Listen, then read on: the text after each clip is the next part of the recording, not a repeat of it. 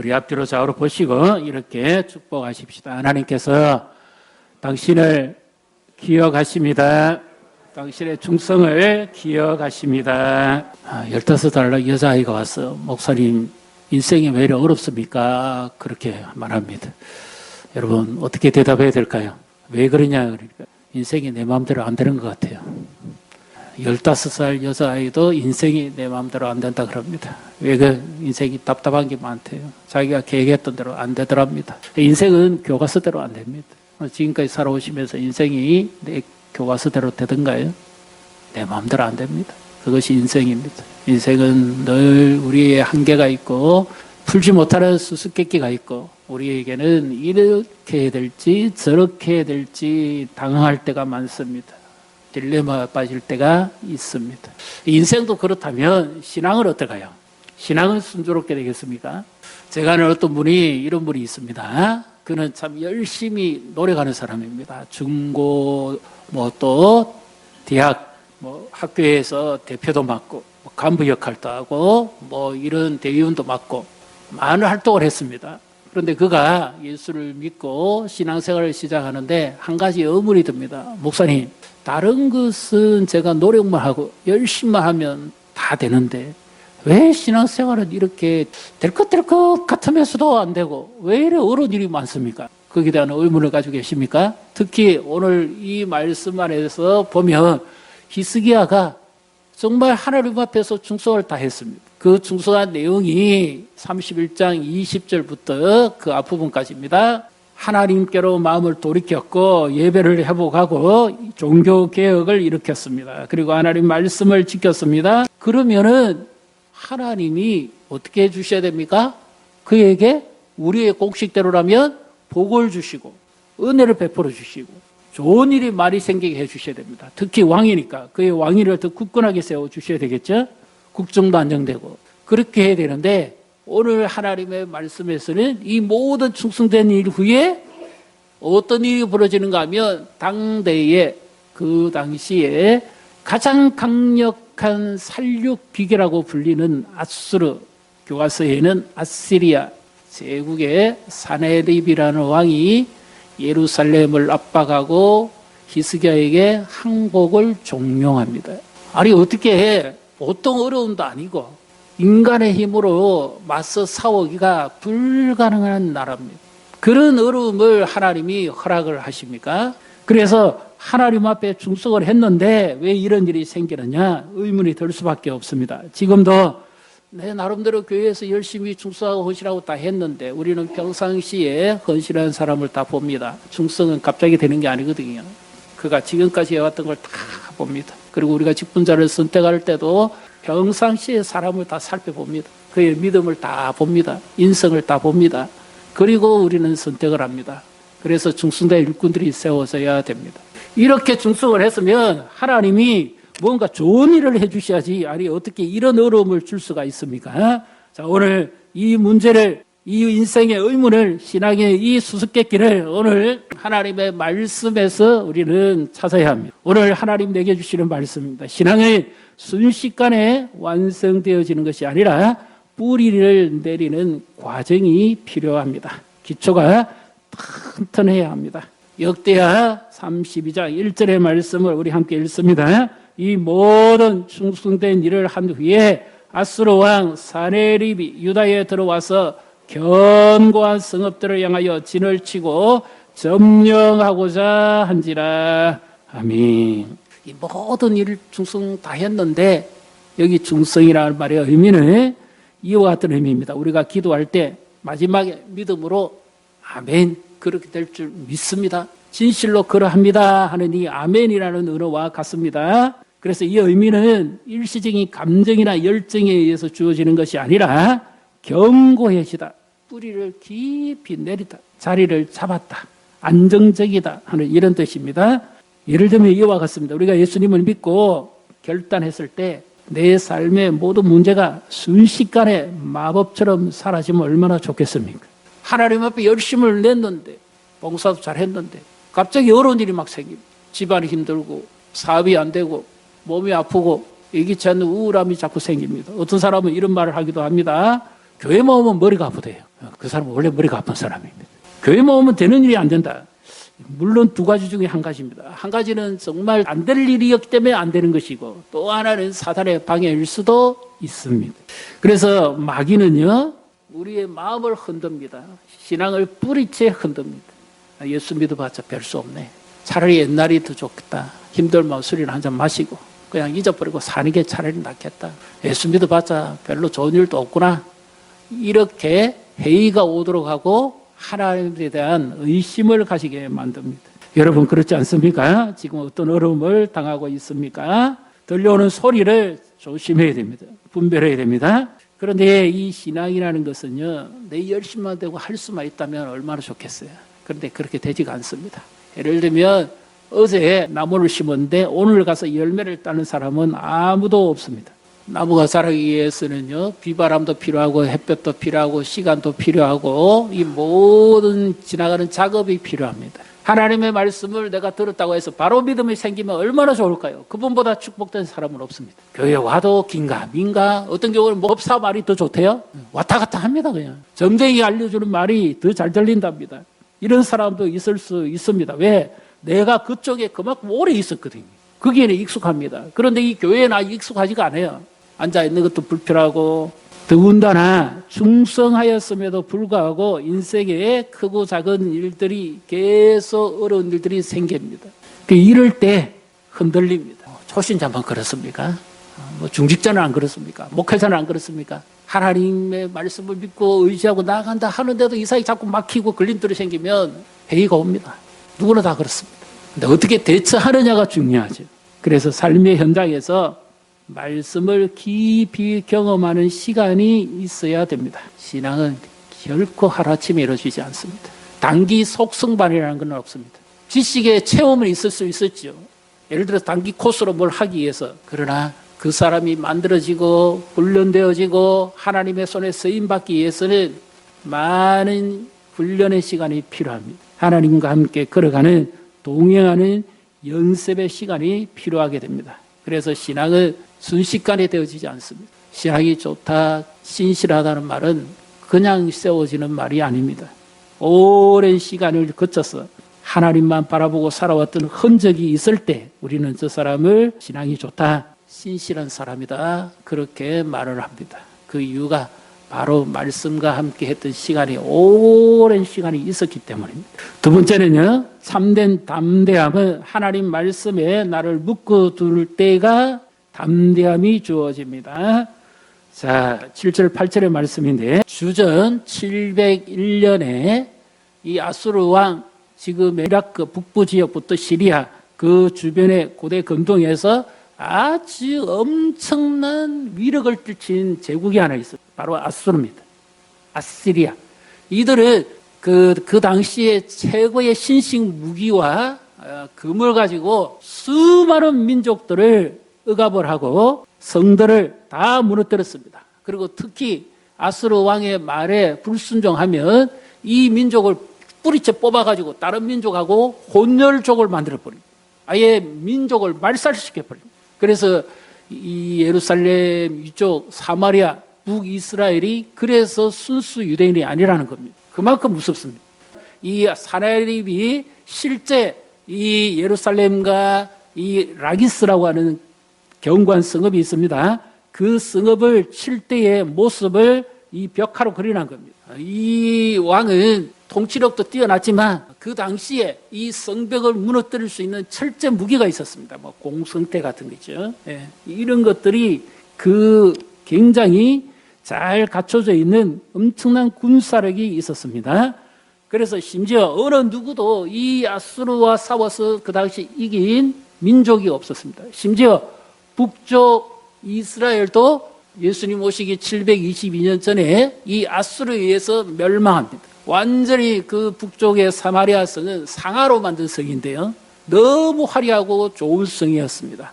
그런데도 끝내 3년을 못 버티고 이 아수르 왕에게 멸망하고 맙니다. 그래서 이 아수르 왕은 호언장담합니다. 왜? 어느 민족, 어느 신도 자기 앞에, 자기들이 믿는 신 앞에 굴복하지 않은 신이 없었고 왕이 없었다는 겁니다. 심지어 북쪽에 이스라엘이 여호와를 섬겼잖아요. 그러니까 자신이 있는 겁니다. 남유다도 여호와를 섬겨봤자 똑같다 이 말. 그래서 지금 이 신하를 시켜서 고래고래 가음을 지르면서 이 히스기야를 조롱합니다. 더 나아가서 너희가 하나님을 믿는다고? 어느 신인들 나를 이길 수 있겠느냐고 콧방귀를 낍니다. 이런 때에 하나님이 무엇 하실까요? 그 무서움 앞에 부부부 떨고 있는 히스기야 유다 백성들 한번 보십시오. 왜냐? 이 아수르의 군대는 이 당시에 바다에 모래알처럼 수가 많아서 예루살렘 해봤자 비교가 안 됩니다. 이 아수르 사네립이 유다에 와서 46개의 도시입니다. 46개의 크고 작은 성읍을 무너뜨리고 진멸하고 이제 예루살렘 코앞에까지 왔어요. 이런 상황입니다. 나라가 지금 완전히 하룻밤 사이에 넘어질 수 있는, 망할 수 있는 이런 위급한 상황입니다. 우리는 어떻습니까? 마음이 여유가 있습니까? 안정적입니까? 자, 이럴 때 하나님은 뭐 하십니까? 원망스럽죠. 하나님은 신식 무기를 하나 주십니다. 그 무기가 여호수아 1장 7절의 말씀입니다. 우리 같이 읽습니다. 오직 강하고 극히 담대하여 나의 종 모세가 내게 명령한 그 율법을 다 지켜 행하고 우로나 좌로나 치우치지 말라. 그리하면 어디로 가든지 형통하리니. 아멘. 자, 여기 오직 강하라, 담대하라 하는 말씀이 나옵니다. 여기 강하라는 말의 원 의미는 손에 힘을 꽉 쥐는 겁니다. 견고하게 붙드는 겁니다. 건들리지 않는 거. 그 다음에 담대하라는 의미는 무릎을 견고히 하고 발바닥에 딱 내리붙이는 겁니다. 제가 이 기도원에 가서 기도를 하다가요, 특이한 걸 하나 봤습니다. 바람이 막 부는데 나뭇잎 위에 곤충 한 마리가 붙어가지고 안 떨어져요. 야, 참 신기하다. 저 정도 같으면 날려가 버릴 것 같은데 왜 안 떨어지지? 딱 달라붙어가고 막 계속 흔들어도 끝까지 붙어 있더라고요. 야, 이 참 민물도 대단하구나. 그것을 한번 봤습니다. 아, 인생이 흔들릴 때, 어려운 일이 있을 때 딱 달라붙어 있어야 되는 거구나. 그 약속의 말씀에 손을 꽉 쥐고 그 말씀에서 결코 흔들리지 않는 것이 강하고 담대하다는 의미입니다. 누구나 처음부터 신앙이 좋을 수는 없습니다. 히스기야도요, 사네립이 첫 번째 침략에 왔을 때 열왕기하 18장에 보게 되면 목숨만 살려달라고 가서 엎드려 절합니다. 그리고 이 아수르 왕이 시키는 대로 다 하겠다 그럽니다. 그래서 아수르 왕이 조공을 요구하는데 그 범위가 어느 정도인가 하면 금이 몇천 달란트, 은이 무슨 달란트 이만큼 들여서 아무리 이 비중 있게 왕에게 바치려고 그래도 없어요. 그래서 히스기야가 하나님을 예배하고 종교개혁을 단행하면서 성전의 그 기둥에 입힌 금과 은을 다 비켜갑니다. 급하게 가서 엎드려 절하고 제발 목숨을 살려주고 나라를 살려달라고 애원할 정도입니다. 그래서 이 아수르 왕이 흐뭇하게 돌아가는 것이 아니라 그것을 받고는 이 나라 생각보다 금원이 많구나. 이렇게 가지고 얼마 안에서 곧바로 2차 침공을 합니다. 바로 이때입니다. 이때에 히스기야가 얼마나 마음이 두렵고 힘들었겠습니까? 그러니까 하나님께서 이 마음을 강하게 하도록 무장시켜 주십니다. 그리고 유다 백성들에게도 결코 흔들리지 않는 마음의 강함을 주십니다. 그 말씀이요, 역대하 32장 7절 8절까지입니다. 우리 같이 읽습니다. 너희는 마음을 강하게 하며 담대히 하고 아수르 왕과 그를 따르는 온 무리로 말미암아 두려워하지 말며 놀라지 말라. 우리와 함께 하시는 이가 그와 함께하는 자보다 크니 그와 함께하는 자는 육신의 팔이요 우리와 함께 하시는 이는 우리의 하나님 여호와이시라. 아멘. 이 하나님이 이 히스기야에게 마음을 강하게 하라, 인간적인 용기를 내라는 뜻이 결코 아닙니다. 이것은 아주 중요한 내용입니다. 잘 들어보십시오. 누구나 처음부터 신앙이 강한 믿음으로 되는 사람은 아무도 없습니다. 세상의 방식을 따라갑니다. 처음에는 교회 와도 마찬가지예요. 점쟁이도 찾아갑니다. 어려운 일 생기면 모르게 자기가 전날 했던 세상 방식을 따릅니다. 그런데 그렇게 하다가 실패합니다. 아, 이게 아니구나. 말씀을 붙들고 사는 것이 가장 강한 능력이구나 하는 것을 깨달아질 때가 있습니다. 이때부터 이 사람은 말씀과 함께하는 법을 배우기 시작합니다. 아, 하나님의 말씀이 맞구나. 내가 생각하는 것이 아니구나. 그때부터 하나님께 관심을 가지기 시작합니다. 어쩌면 진짜 신앙생활은 그때부터라고 할 수가 있습니다. 하나님의 말씀이 내게 임해야만 내 마음에 평안함이 있고 담대해진다는 겁니다. 그래서 실제로도 마찬가지입니다. 마귀와의 싸움에서 내 힘으로 싸워서 이길 사람 아무도 없습니다. 마귀는 아예 우리의 신앙을 송두리째 뽑으려고 합니다. 네가 하나님을 믿는다고? 한번 해봐라. 내 앞에 굴복하지 않은 사람이 없다. 우리 힘으로 마귀 못 이겨요. 그래서 예수님이 어떻게 싸우십니까? 마귀에게? 예수님 전능자입니다. 하나님의 아들입니다. 얼마든지 마귀 하나는 한 손가락으로 날아갈 정도입니다. 그런데도 예수님은 어떻게 하셨죠?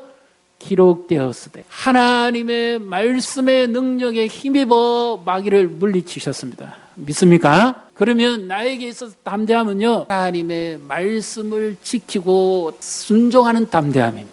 이것이 내가 승리하는 비결입니다. 다른 방법이 아니구나. 오직 하나님의 말씀으로만 싸워야 이길 수 있는 거구나 하는 것을 경험하는 것이 진정한 담대함입니다. 그래서 네가 좌우라 우러라 치우치지 말고 오직 말씀에 기록한 대로만 해라 그 말이에요. 가나안 땅 입성을 앞두고 여리고성 앞에 두려워하는 여호수아에게 하나님이 오셔서 직접 주시는 무기입니다. 너 가나안 땅 네가 싸워서 이기는 족속들이 아니야. 하나님의 말씀을 무기 삼아야 돼. 그러기 위해서는 네가 말씀을 지키는 담대함이 너 안에 있어야 돼. 그러면 네가 어디로 가든지 내가 너와 함께 할 것이고 네가 형통하게 될 것이다. 믿습니까? 내 힘으로 싸울 수 없어요. 세상을, 마귀를. 하나님의 말씀을 지키는 담대함입니다. 혈기는 있어도요, 쫄짱부 같은 사람이 있어요.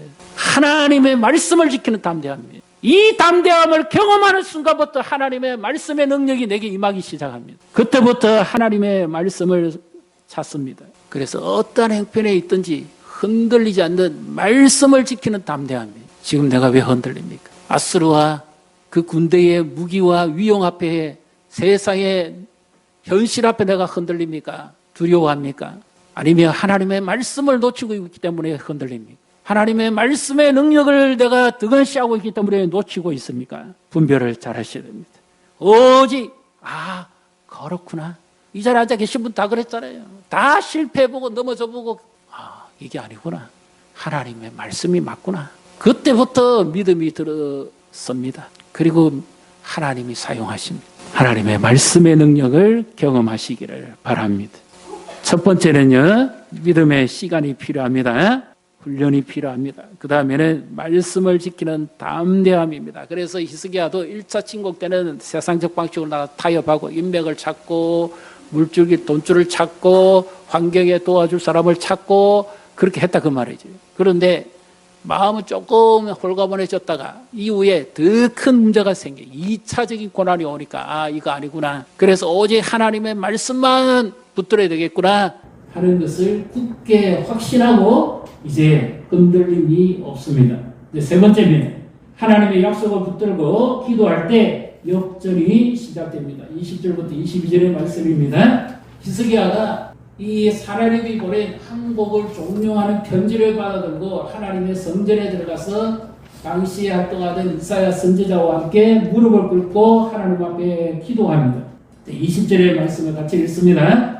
이러므로 히스기야 왕이 아모스 아들 선지자 이사야와 더불어 하늘을 향하여 부르짖어 기도하였더니 하나님의 말씀입니다. 어떤 말씀? 하나님께서 방금 주신 말씀이죠. 너는 강하게 담대하라. 말씀을 지켜라. 그러면 내가 너와 함께한다. 내가 너를 대신해서 싸울 것이라는 이 말씀을 붙들고 가서 기도했다 그 말이에요. 그래서 우리가 기도하면서 보니까 아수르 군대가 바다에 모래알같이 많은 군대가 있어도 하나님하고는 비교가 안 되구나. 하나님은 온 천지를 만드신 창조주고 선능자구나. 그리고 아수르 군대가 아무리 강해도 아수르 왕이 사내립이 아무리 무서워도 그는 육신의 사람이다. 하나님은 살아계신 전능자라는 거죠. 우리가 기도할 때 누구를 의지하고 누구를 믿고 기도하는가를 분명히 확신해야 합니다. 그렇게 기도했을 때 그 밤 사이에 어떤 일이 벌어집니까?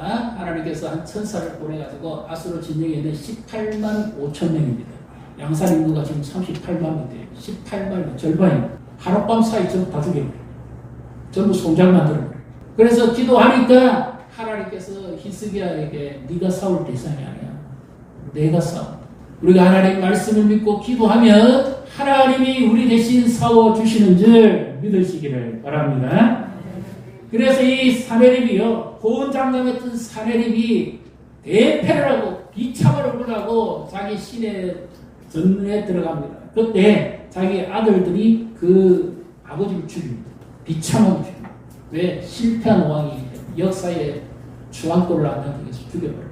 그리고 그 아들 중에 하나가 왕이 됩니다.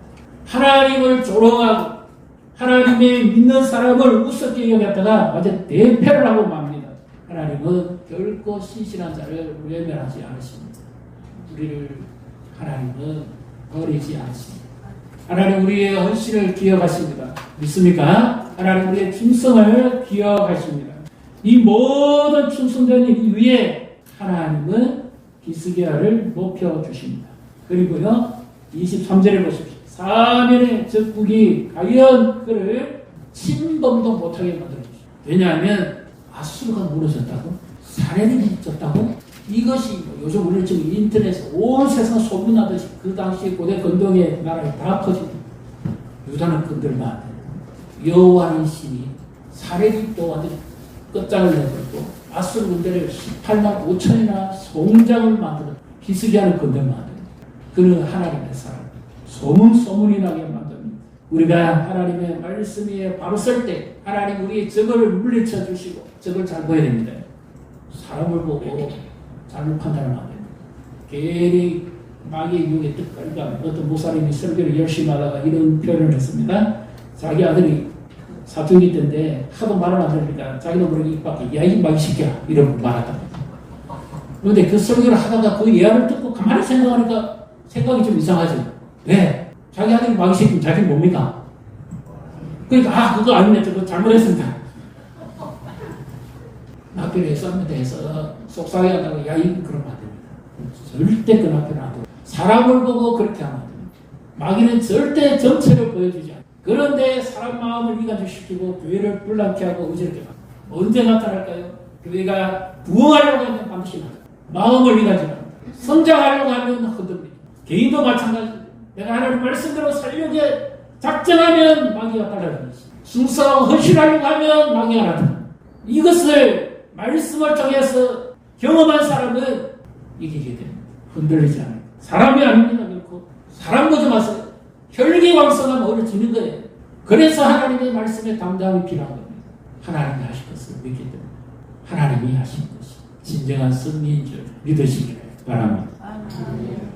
2026년 올해는 우리나라가 강복을 맞이한 지가 81주년이 되는 해입니다. 정말 그 당시에 일제강압 앞에 나라도 잃고 꿈도 소망도 없고 절망에 빠져있던 우리나라를 하나님이 긍휼히 여기시고 복음이 들어오게 하고 영적 부흥이 일어나게 했습니다. 그리고 그 당시에 성도들이 피눈물을 흘리고 일제에 맞장서서 기도로서 승리했습니다. 그 결과 우리에게는 강복이 주어졌습니다. 특히 그 가운데서요 민족의 지도자 주기철 목사님은 산정현교회에서 일사각오의 기도로 자기의 목숨을 내놨습니다. 그래 이렇게 고백하면서 그대로 기도하고 그의 삶을 하나님께 맡겼습니다. 주님을 위하여 오는 고난을 내가 피하였다가 이 다음에 주님이 너 내 이름과 평안과 즐거움을 다 받아 누리고 내가 준 고난을 어디에 두고 왔느냐 물으시면 내가 무슨 얼굴로 주님을 배웠겠습니까?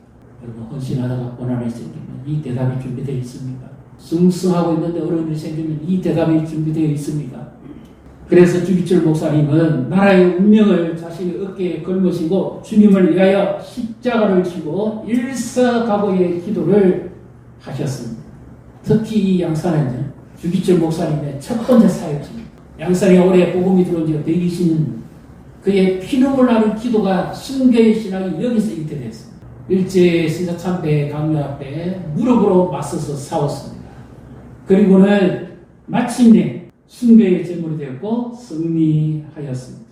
하나님은 결코 주기철 목사님과 당시의 신앙의 선배들을 버리지 않으셨습니다. 오히려 그들의 기도와 눈물을 씨앗 삼아서 우리나라에게 최고의 좋은 원점, 대한독립과 나라의 회복과 강복을 주셨습니다. 그리고 영적 부흥을 주셨습니다. 제가 이 말씀을 생각하다 이런 생각이 들었어요. 지금의 시대를 바라보고 그때 당시에 믿음의 사람들은 어떤 고난과 어려움 속에서도 견딜 수 있는 믿음이 있었는데 지금 우리가 10분의 1만 본받아주죠.